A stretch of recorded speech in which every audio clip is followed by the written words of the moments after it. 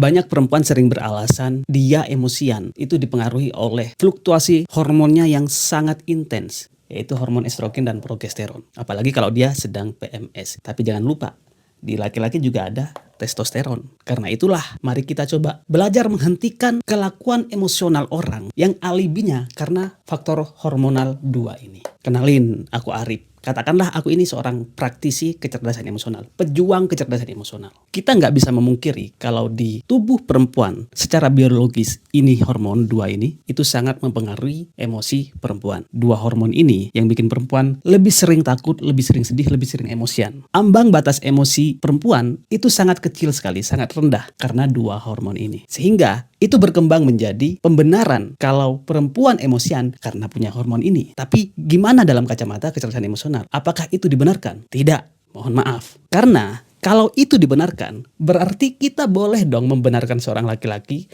ketika dia ngerasa terancam, ketika dia lagi emosional. Kita juga membolehkan dong berarti laki-laki untuk fight, untuk bertarung, untuk marah-marah, untuk agresif, atau untuk flight.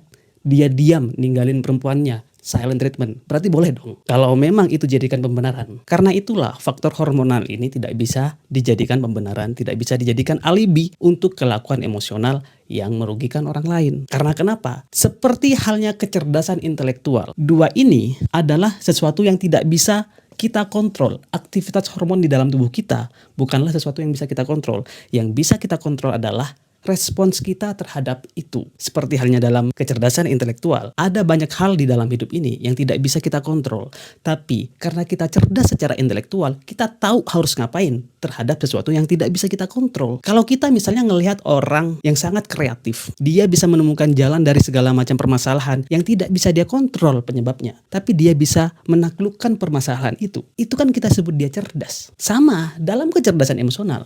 Kalau memang aktivitas hormonal ini tidak bisa kita kontrol, sikap kita terhadap emosi yang muncul karena 2 hormon ini, itu yang bikin kita cerdas secara emosional. Karena itu, marilah kita berhenti untuk menormalisasi, untuk membenarkan kelakuan kita yang emosional itu karena hormon. Hormon adalah faktor yang tidak bisa kita kontrol.